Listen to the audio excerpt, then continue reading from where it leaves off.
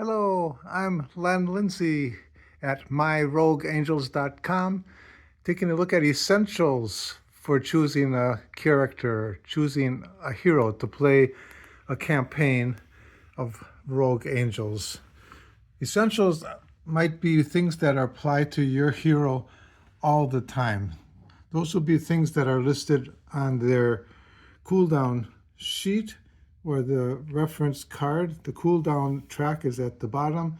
This is the reference card for each character. So Audrey will start looking at. Over on the side, this is a personality quadrant, and I've got a little chart that shows you what that is. There's 4 characteristics for each of your heroes. It shows here that the red is for dominating, and below it, yellow is for cautious. On the other side, green is inspiring and blue is supportive. As you play through the game, you'll gain tokens based on how you perform in each mission, and each time you end a mission, it might tell you, not always, but it might tell you to color in one of the white bars on one of the quadrants, and it will probably specify one of them or give you a choice of 2. And as you color in more, it's good because as you start missions, you always start with the number of tokens as you have colored bars. So at the start of the very first mission, Adriel will start with 1 yellow token. Yellow tokens, all of these tokens are good for your action cards. They will let you add a boost to the action when you play your action card. So those are good. So each character will start with at least 1. It's often 2, except one character. Exalia starts with none, but we'll get to her at the very end. So he's starting, Adriel is starting with a token for yellow, which is cautious. So that if you're a cautious player, you're going to start off on the right track with him. And now on the other side are 3 things that stay with you the whole campaign as well. The yellow track is showing you the focus that you have. Usually the focus is going to let you do re-rolls of your dice. If you roll the dice, one of them doesn't roll what you wanted, you can re-roll it again and use one of your focus. And as you use your focus, when it gets down to 0, you no longer can do any re-rolls. During the game, you can spend one of your actions to concentrate to bump up your focus by 2. So you can get those back again as you use them. The blue is shields that you have. Shields will protect you from damage from enemies. Sometimes damage from enemies is called unblockable, which means your shields won't help. But most of the time they will. So this is how many shields you start with. And it's the same as with the focus. As you use a shield to block hits from the enemy, it moves down. When it gets to 0, you no longer have shields to block enemy hits. And then on the far side, this is your scars. If you do poorly on a mission, at the end, it might tell you that you should color in one of the scars on your character sheet. Now, coloring in a scar is much better than saying your character died and is out of the game. In this campaign, there's a very good chance you'll go through the entire campaign without losing a character. The only way your character is going to be out of the game is if you color in every scar that's here. I played through, I'm on my second time through the prototype campaign, and I've not had to color in a single scar yet, but I am like this. I play very cautiously. Okay, the other thing that's going to stick with you in your entire campaign is your special ability. So for Adriel, the special ability is once on your turn, you may spend 2 focus to regain 1 of your spent personality tokens. Now, that means he's going to give up 2 of the yellow focus. He's going to move down 2, and that will let him get a token back. So as you're playing the game and you use those personality tokens, his special ability is that he can get them back again by giving up focus. And remember, he can get focus back again by spending 1 of his actions with one of his actions using concentrate. So I've also marked these, so as we go through, you'll see who's the best and the second best in each of these kinds of characteristics. So there's a 2 here, so you'll be able to remember out of his focus, he's got the second most focus of any of the heroes. Okay, next up is Antathus. Antathus, it's your game. You can pronounce it as you'd like. Looking over here, we see that Antathus starts with 1 red token for dominating. Looking at his special ability, redirecting strength once per turn. So every turn, you may spend 1 shield to gain +1 to your following action. So you get 2 actions on your turn. At the very beginning, if you want to, you can give up 1 of your shields, and he actually starts with a lot of shields, number 1 in shields. Give up a shield, so move the shields down 1, and then the next action will get a +1, which could be an attack where it gets +1 for his weapon, or it could be trying to hack something where he gets +1 for that. In any case, you'll get a +1. Now, looking over here, his focus is rather low. 2, I think that's the lowest of anybody, but the shields is the highest of any hero, and the number of scars is the most of any hero. Probably will last you the entire campaign, even if you play aggressively. And with a dominating start, that probably is a good character for someone who wants to play aggressively. Next up, Basilius. Basilius is got 2. So I put a little star here to show you that he's starting with 2 tokens. So yellow for cautious and blue for supportive. So cautious and supportive are what he's going to start with for boost tokens. Special ability, tactical support drone is coming with him. An adjacent ally will have 1 free reroll per action on their turn. Each time they use it, Basilius gains 1 focus.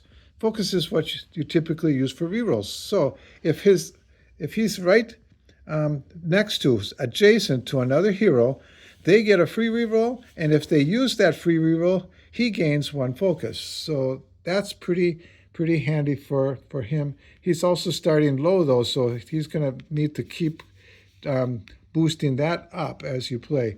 He's got very low focus and quite low shields and medium number of scars. Next, Eradicator. Eradicator, as the name kind of sounds, is going to start with a dominating personality, 1 red token at the start of the campaign. His special ability, damage absorption, at the beginning of your turn, gain 1 focus per damage card in your cooldown track. So as the game goes, if he has damage cards in his cooldown track, at the beginning of his turn, he will gain focus. He doesn't have that much focus, so it would be good that he'll be able to gain focus back again based on the amount of damage he's taken.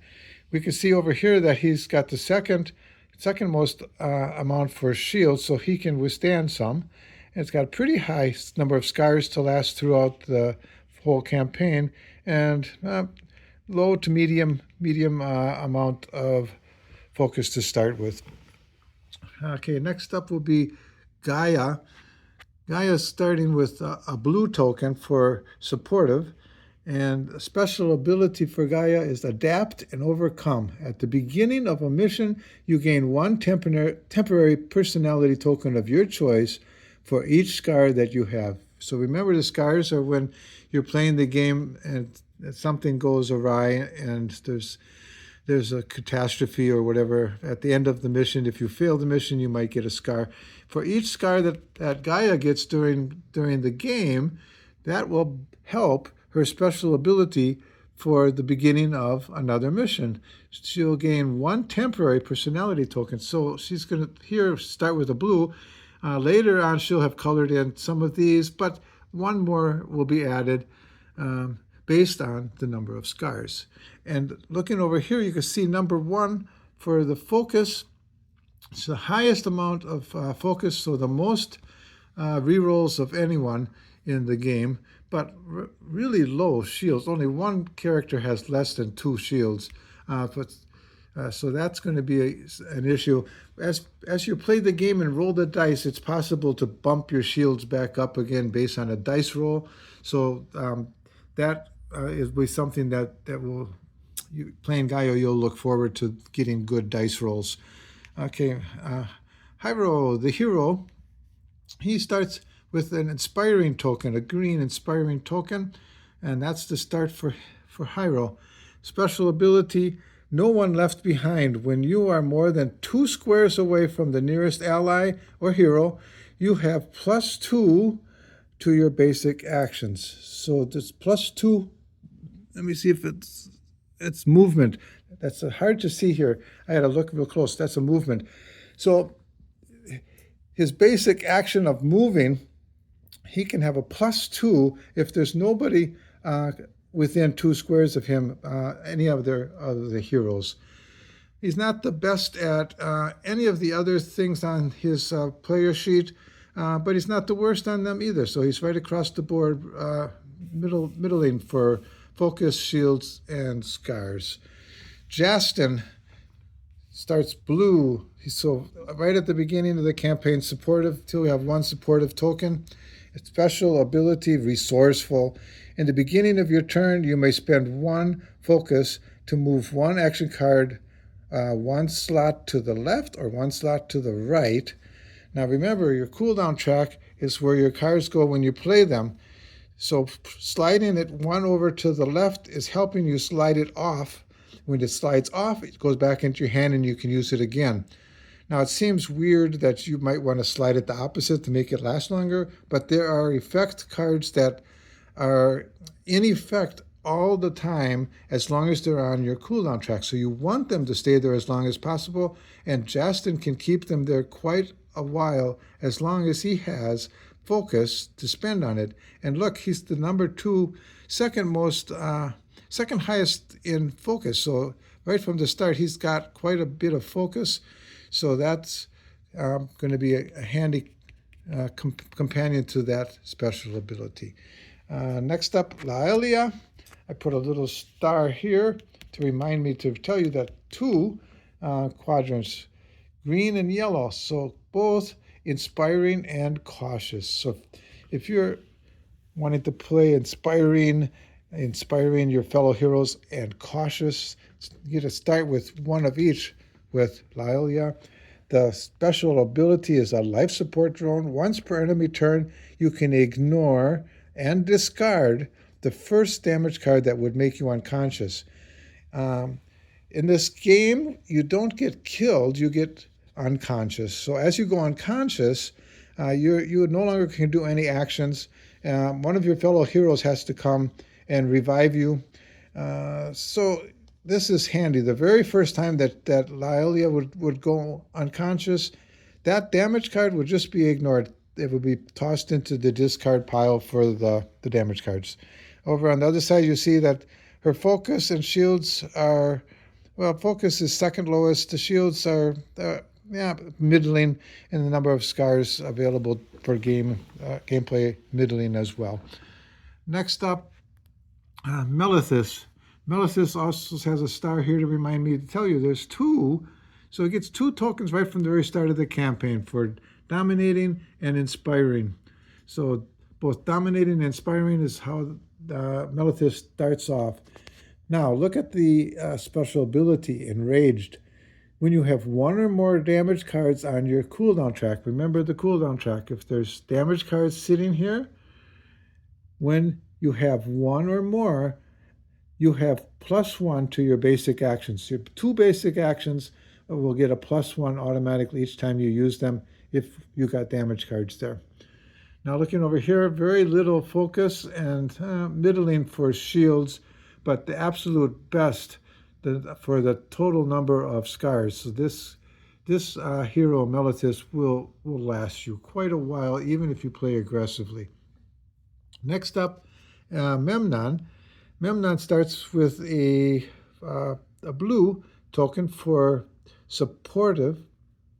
Special ability is armor. You have one permanent shield, which is fantastic.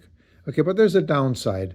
But it costs one focus for each damage card you want to move during your rest action. So at the end of your turn, you get a free rest action, or if you rest during your turn, that's when all the cards will slide to the left.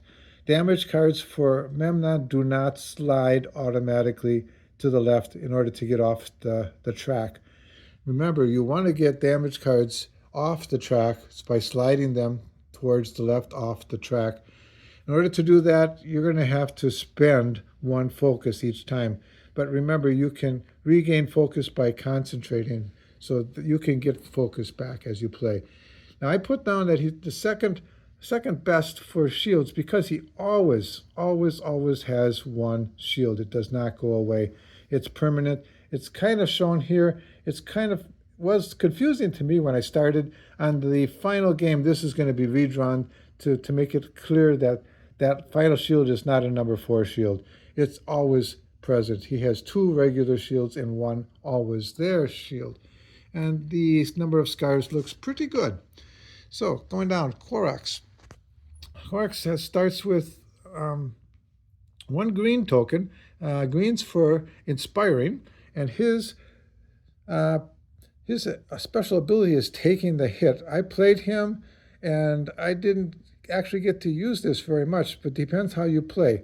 Once per enemy turn, so this is during an enemy turn, you can take 1 damage for one of your fellow heroes who is adjacent to you before the damage card is revealed. So if a fellow hero next to you is getting hit and going to draw a damage card, you can take that damage card for them.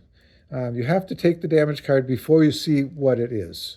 And over here we'll see this pretty low for focus, but number 1 best shields, and number 2 best amount of scars, Korax.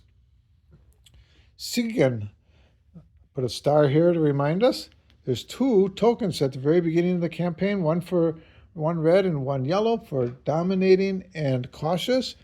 Now, Sigyn is the only one that has a bad special ability. So I don't know if you'd call it a special ability, but it applies.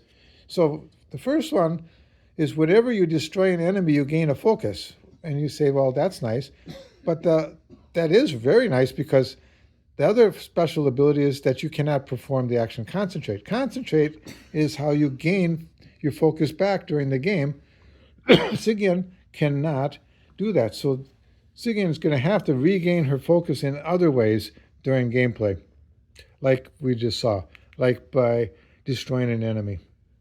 We can see here, starts with 3 focus and 3 shields. So shields is middling, focus middling. Remember the focus for rerolls, that's going to disappear and it's going to be hard to get back again. And other than, remember, destroying enemies. So you might want to play aggressively, which is right there, dominating. So this is all tying together. And the number of scars is pretty good, not too low. Okay, that's Sigyn. Now we'll look up the next row, Talia Paranis. Talia has 2 lines drawn in yellow. So she's doubly cautious, very cautious at the very start. So if you're a cautious player like me, I'm very cautious. This will give you 2 cautious tokens right from the very start of your campaign. Special ability, survival suit, an augmented survival suit. When you draw a damage card, roll 1 die. If you roll a shield, ignore the damage card. And you don't get to do any rerolls, so your reroll abilities, the focus does not apply for that. But that is handy. So if you're going to draw a damage card, roll the die, and you might be able to just ignore that damage card. Looking at your focus, though, number 1, the absolute best number of focus, so best number of rerolls right from the very start of the game. And look at, though, for the shields. The shields is the absolute worst. Only hero with only 1 shield. You're going to have to rely on regaining shields with dice rolls. When you roll the dice, there's 2 ways, 2 of the sides that have a shield on it that will give you that shield back. Average number of scars. Okay, next up, Tyra. Tyra also is a double token, extremely dominating. So you're an aggressive player. Take a look at this character. You're going to start with two red tokens to boost your actions for dominating type actions, and two special abilities, and both of these are good. The first special ability is once permission, so you only get to do it once, but it's handy. You get one extra action on your turn. Instead of two actions, you'll get three. One time you can do that. Now, the next one, though, if your action dealt more than 3 damage to an enemy, regardless of how many shields they had to absorb that damage, deal 1 extra damage to all adjacent characters. So try to deal 3 or more to one specific enemy, and any adjacent enemy will also get dealt damage. Now, I'm reminded that this says characters. I think this also will apply to heroes. So be careful when you get into this bloodlust. You're going to be damaging everything that's adjacent to you. Very little focus. I think that's the least of anybody. The second most shields, though, at number 4 shields, and pretty high with the amount of scars that will last you for the entire campaign. Vera. Vera is not the best or second best at anything, but boy, she is a good runner and jumper. But let's look at what she starts with 1 green, so that's an inspiring token she'll start with. And this, I played with her, was extremely handy for me all the time. Human Resolve. When you are more than 2 squares away from the nearest ally, you have 1 free reroll per action. Now, based on the fact that she is the best out of all 16 of our heroes at running, jumping, and moving, you're going to find out that she's often going to be at more than two squares away, and that means that she's going to be frequently getting an extra reroll every action. She also starts with a fair amount of rerolls with 4. Shields are average and number of scars average.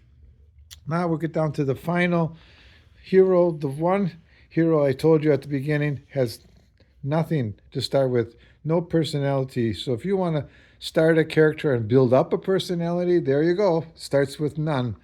The special ability, Close Combat Specialist. If you have 1 or more enemies adjacent to you, you have 1 free reroll per action. So you get a free reroll if there's an enemy that's adjacent to you. And take a look at that. The amount of rerolls, her focus, yellow, she's the second highest of any hero, and the second highest amount of shields, and pretty good amount of available scars. So this character might be a good character to consider. I also put a chart together, and I will put links to it for you that you can print off, that you can use. You can adjust it to be whatever you'd like. This is how I did mine to see what different characters have and which might be fitting your style of play. So this has been Len Lindsay taking a look at Rogue Angels. I'm at the website myrogueangels.com. Remember the personality quadrants. I'm looking forward to this game.